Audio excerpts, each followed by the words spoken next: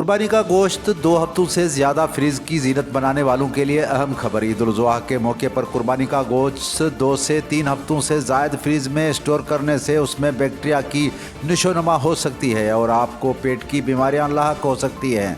King Edward medical university के professor of medicine doctor Israrul हक ने खबरदार किया है कि ईद उल ज़ुहा पर बेइतिहादी बीमारियों का बायस बन सकती है।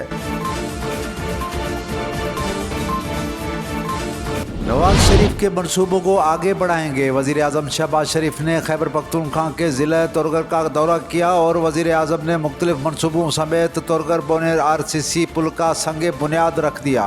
उन्होंने कहा कि तरक्याती काम नवाज शरीफ का विज़न है। नवाज शरीफ के मंसूबों को आगे बढ़ाएंगे।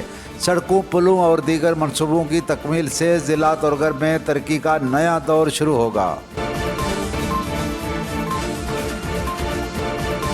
तौहीन election commission case Fawad Chaudhry के नाकाबिल ज़मानत वारंट जारी। PTI के साबिक रहनुमा और साबिक वफाकी वजीर फवाद चौधरी के नाकाबिल ज़मानत वारंट जारी कर दिए गए।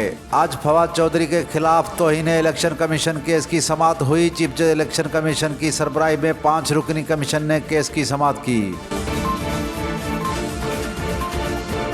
दोहरे टैक्स निज़ाम से कौमी खजाने को अरबों रुपए का नुकसान। दोहरे टैक्स निज़ाम से टैक्स चोरी की मद में कौमी खजाने को सालाना 30 अरब रुपए से ज़ायद का नुकसान हो रहा है। स्टील के शोबे में टैक्स चोरी से 5 साल में 150 अरब रुपए से ज़ायद का नुकसान हुआ।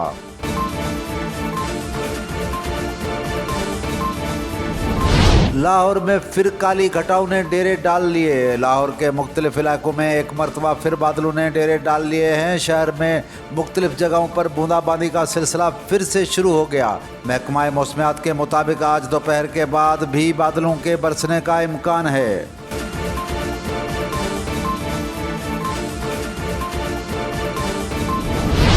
और इंटरबैंक में 2 रोज़ की गिरावट के बाद महंगा होने वाला अमेरिकी डॉलर आज जुमेरात को कारोबार के आगाज़ पर ही सस्ता हो गया। इंटरबैंक में डॉलर 91 पैसे सस्ता हो गया, जिसके बाद अमेरिकी करेंसी की कीमत 276 रुपये 50 पैसे हो गई है। गुज़िश्ता रोज़ इंटरबैंक में डॉलर 277 रुपये 41 पैसे पर बंद हुआ था।